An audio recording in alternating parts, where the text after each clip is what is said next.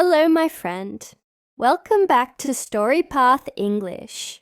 In this lesson, you will learn English through a long, emotional story. This story is designed to help you listen, feel, and speak English naturally. You can use the shadowing technique. Listen carefully to each sentence. Then pause and repeat after me. This is a slow story. A deep story. A story about fear, kindness, and love that grows quietly. Are you ready? Let's begin the story. My name is Hannah. I am 20 years old, and I live in a quiet town where nothing surprising ever happens. I study online and work part-time, but most days feel the same. That is why I decided to take a short trip to California, hoping a new place would help me feel alive again. I arrived early in the morning and checked into a small hotel near the beach. The room was simple, but it felt peaceful. After resting for a while, I went outside to explore. The air smelled fresh, and the sound of waves made me feel calm. I walked slowly along the street, looking at small shops and cafes. Near the corner, I stopped at a food stand and ordered a sandwich. I sat on a bench, enjoying the warm sun and the quiet moment. Suddenly, someone pushed past me. My bag slipped from my shoulder and fell to the ground. Before I could react, a man grabbed it and ran. My heart started beating fast. I stood up and shouted, but my voice felt weak. People around me looked confused, but no one moved. Then I saw someone running after the thief. He was tall and fast. He caught the man near the street and pushed him down. The thief dropped my bag and ran away. The young man picked up my bag and walked back to me. "Are you okay?" he asked calmly. I nodded, still shaking. "Yes, thank you," I said. "My name is Alex," he said with a gentle smile. I told him my name. He checked if everything was inside my bag. Nothing was missing. "Be careful around here," he said. "Some people look for easy targets." I thanked him again. As he walked away, I watched him disappear into the crowd. I didn't know why, but my heart felt different. That night, back in my hotel room, I couldn't stop thinking about him. His voice, his calm eyes, and the way he helped without hesitation stayed in my mind. I thought this trip would be ordinary. I was wrong.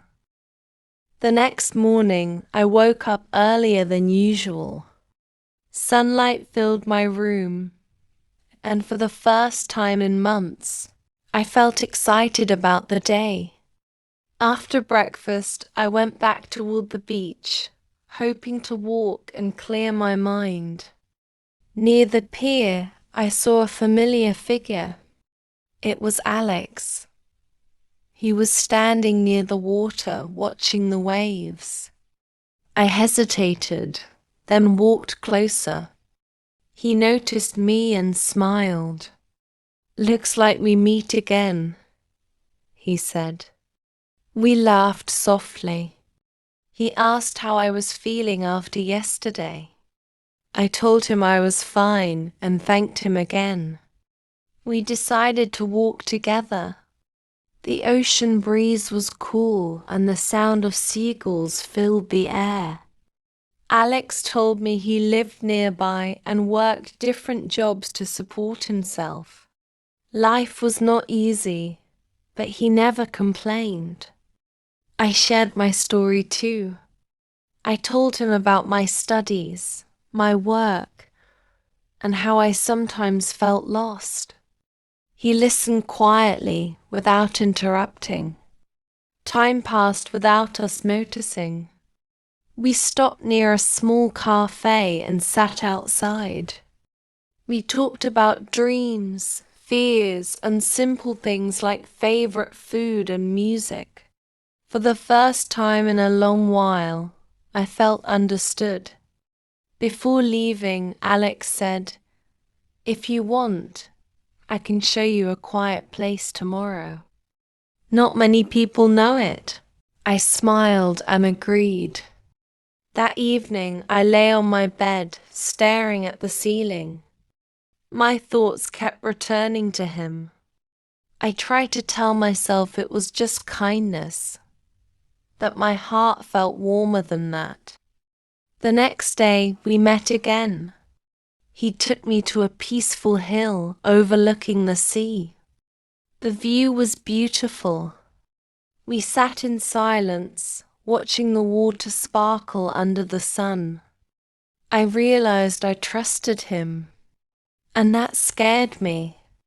I reminded myself that my trip was short. I didn't plan for attachments. Still, my heart didn't listen. I didn't know it yet, that something fragile and important was growing between us. That evening, Alex suggested we walk back through a quiet street. The sky was turning orange, and the city lights were slowly coming on. Suddenly, 3 men appeared from the corner. Their faces were tense and their voices were sharp. One of them called Alex by name. My body froze. I stepped back, fear rushing through me. Alex moved in front of me. "Stay behind me," he whispered. The men accused him of something from the past. Their words were angry and loud. One of them pushed Alex hard. I screamed. Lights turned on from nearby buildings. Someone shouted. The men looked around and ran away. My hands were shaking. Tears filled my eyes. "I'm sorry," Alex said quietly. "I didn't want you to be involved." I looked at him. "I'm not scared of you," I said. "I'm scared of losing you." He was silent for a long moment. Then he sighed and sat down. That night, we talked for hours. He told me about his past mistakes and the hard choices he made. I shared my fears of being alone and feeling unimportant.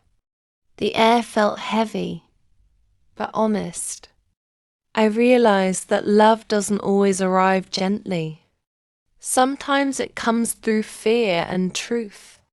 When I returned to my hotel, I knew my heart had changed. The remaining days passed too quickly. Every morning I met Alex. We walked, talked, and shared quiet moments. My heart felt full, but heavy. One evening I finally told him the truth. "I'm leaving in 3 days." He looked away. "I don't want to stop you," he said softly. "You have your own life. I don't care about distance," I replied. "I care about you." On my last night, we sat near the ocean under the stars.